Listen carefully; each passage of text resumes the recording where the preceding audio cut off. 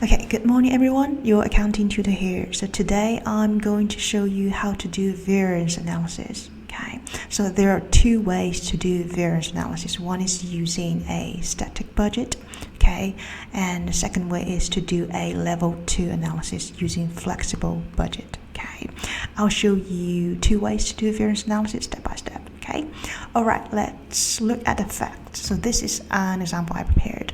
So I give you actual numbers and budget numbers. So you can see we have number of units sold here, selling price per unit, and the variable cost per unit, and the fixed cost. Okay, so to do a static budget based variance is very straightforward. Okay, so what you need to do is you get the actual number ready, you put in budget number, and then the difference is the variance. So usually what we do is actual minus budget will be our variance. There's no adjustments you need to do. You just put the number they give you in exam right in. Okay, number of units sold actual is 15,000, right?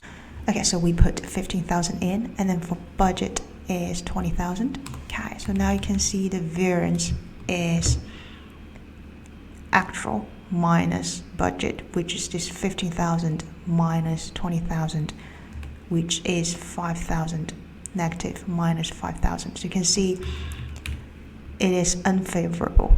This is an unfavorable variance because we are selling less than budgeted, right? Okay, then selling price per unit, actual is 26 per unit, and then budget is 25, so we put that in. So with these two pieces of information we'll be able to calculate revenue, which is selling price per unit times number of units sold, right? And do the same for budget, and then the difference is minus 110,000. so you can see the revenue is lower than we anticipated, so this is an unfavorable variance, right? Okay, for revenue. And then moving on to variable cost per unit, the actual variable cost per unit is 8, and then we've budgeted 9 for variable cost per unit, right? And then with that we can calculate total variable cost, which is variable cost per unit times number of units sold. Okay, and you do the same for budget, and then the difference is minus 60,000. Because its cost is variable cost, so you can see we are spending less than anticipated, right? So this minus 16,000 is a favorable variance. We're saving a bit on variable cost. Okay, then moving on to contribution margin. So we know contribution margin will be revenue minus total variable cost, right? Do the same for budget part, and then you can see, okay, contribution margin, there is a unfavorable variance, right? Okay, moving on to fixed costs. The actual fixed cost is 160,000. You put that in, and then we've budgeted 150,000 as fixed cost. You can see we're spending 10,000 more on fixed costs, so this is also an unfavorable variance. Okay, and then the last line in this comparison chart will be operating income, which is contribution margin minus fixed costs, right? You do the same for budget part. You can see the actual operating income is 110,000, but okay, next let's look at how to do a flexible budget based variance analysis. Okay, same fact. Okay, we're going to use the same information and then draft a level 2 variance analysis using flexible budget. Okay, right. Okay, so the first thing we need to do is we create our baseline for comparison. What does that mean? Okay, so you can see we budgeted, the number of units sold that we budgeted is 20,000, right? But actually we only sold 15,000. Right, so the volume is different because I'm selling less than I anticipated. The variable cost should be less than the number I budgeted, right? And then the revenue should be less than the number I budgeted, right? So the first thing I'm going to do is I'm going to create a flexible budget.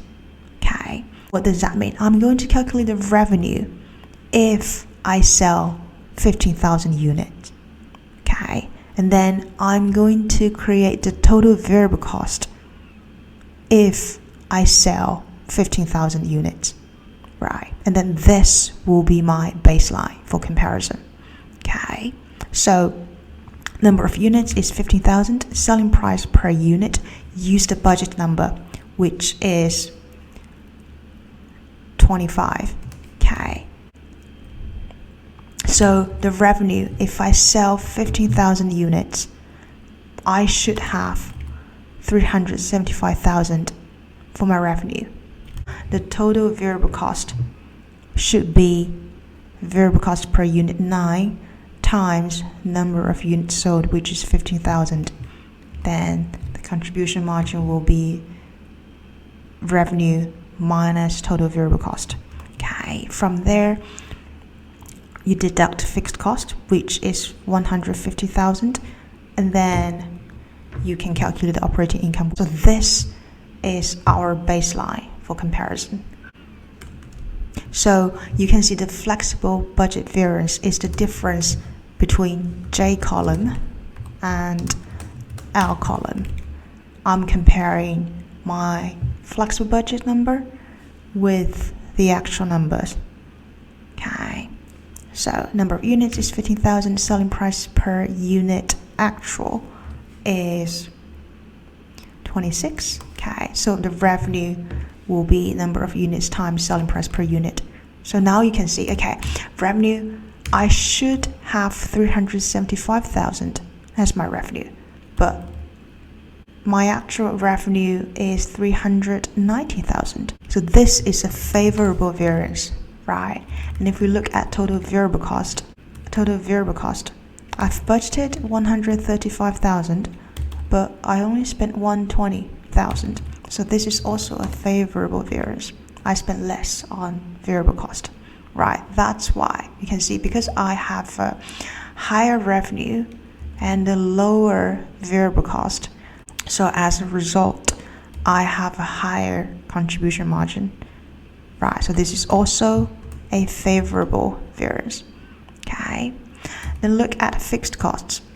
My operating income is 20,000 higher than my budgeted numbers, so this is also favorable, right?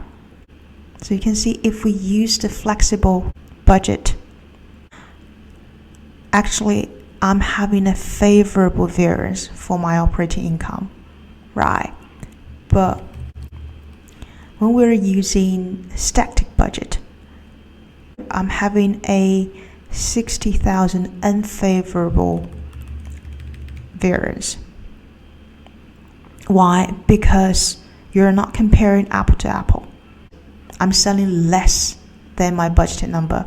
Of course, I have a lower operating income, right? So if we just do a static budget based variance analysis, there are too many moving parts, right? The volume is moving, and then the selling price per unit is changing, right? So you don't know which part went wrong or which part went well, right? That's why in real life, management accountant or managers will use flexible budget to do variable analysis, right? You can see when we create our flexible budget, we are adjusting the number of units to the actual number of units sold, right? If I sell 15,000 units, then what would my revenue be? What will my total variable cost be? What will my contribution margin be? What will my operating income be? Right, so this is my baseline. Okay, I hope that's helpful. Your accounting tutor here. Let me know your thoughts.